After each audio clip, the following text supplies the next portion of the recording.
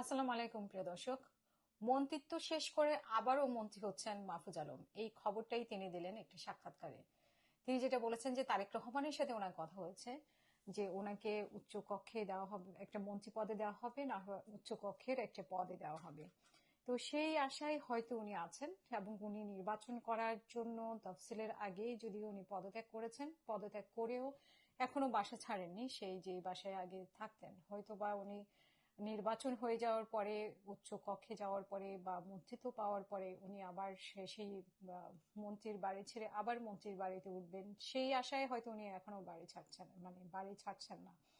এদিকে ওনার বাবা করে বিএনপি, আর ভাই হচ্ছে এনসিপি থেকে নির্বাচন করছে জামাতের সাথে জোটে। আর মাহফুজ আলম জামাতকে বলছে যে আওয়ামী লীগের এই পিঠ, আর মানে আওয়ামী লীগ এবং জামাত হচ্ছে মুদ্রার এই পিঠ ও পিঠ। কথায় কথায় জামাতকে নিয়ে খোঁচা দেওয়া স্ট্যাটাস আমরা প্রায় দেখেছি। তো সেই মাহফুজ আলম আসলেও মাস্টার মাইন্ড আন্দোলনের মাস্টার মাইন্ড কিনা যায় না, কিন্তু এই মাহফুজ আলম জীবনের নিজের জীবন কিভাবে সাজাতে হয় সেটার মাস্টার মাইন্ড। সে কিভাবে মন্ত্রী হয়েছে, জুলাই আন্দোলনে তার কতটুকু ভূমিকা ছিল আদৌ, সেটা নিয়েও মানে অনেক প্রশ্ন আছে। সেই জায়গা থেকে উনি মাস্টার মাইন্ড হিসেবে বিশ্ব দরবারে ডক্টর ইউনূস পরিচয় করে দিয়েছেন ওনাকে। প্রথম সেই মাস্টার মাইন্ড শব্দটা ওনার থেকে ব্যবহার হয়েছে। সেই মাস্টার মাইন্ড আমরা দেখলাম যে মন্ত্রী হয়ে গেল, এবং জুলাই বিপ্লবে তার কি অবদান আছে সেটা না জানলেও আমরা দেখলাম যে রাতারাতি মন্ত্রী হয়ে গেল। এবং শুধু সেই না, আসিফ মাহমুদ সজীব ভুঁইয়া, নাহিদ ইসলাম।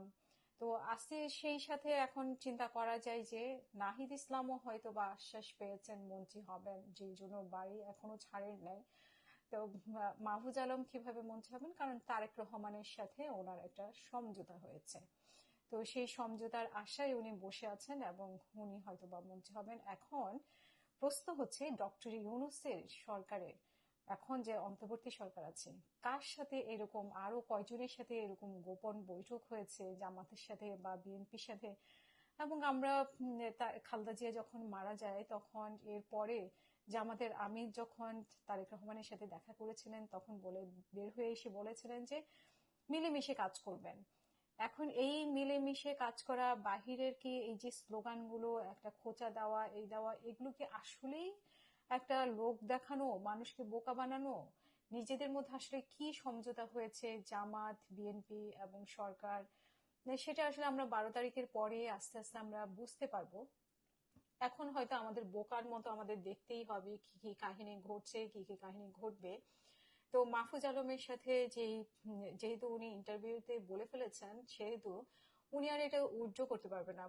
বিকজ আমরা অতীতে দেখেছি যে উনি একটা কথা বলে সাথে সাথে আবার এটা ডিলিট করে দেন, মানে ওনার ফেসবুকে স্ট্যাটাস দিয়ে ডিলিট করে দেন। তো এই ক্ষেত্রে আর ডিলিট করার কোনো ওয়ে থাকলো না।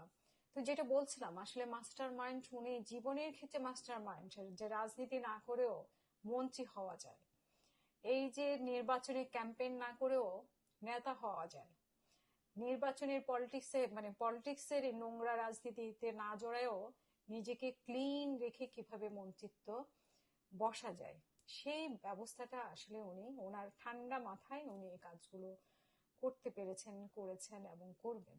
তো এটাই মাহফুজ আলম জুলাই দিয়ে কে লাভবান হয়েছে হয় নাই, সেই হিসাব যদি আমরা কষতে বসি, তাহলে আপনি দেখবেন যে মাহফুজ আলম, আসিফ মাহমুদ সজীব ভুঁইয়া, আরো অনেকের নাম এসে যাবে, যেখানে অন্তর্বর্তী সরকারের যারা আছেন তাদের নাম এসে যাবে। আসলে তারা কতভাবে না লাভবান হয়েছে, জীবন গেছে শুধুমাত্র শহীদদের, হাত গেছে আহতদের, হাত পা শরীর বা সারা জীবন এটা বহন করে যাবে।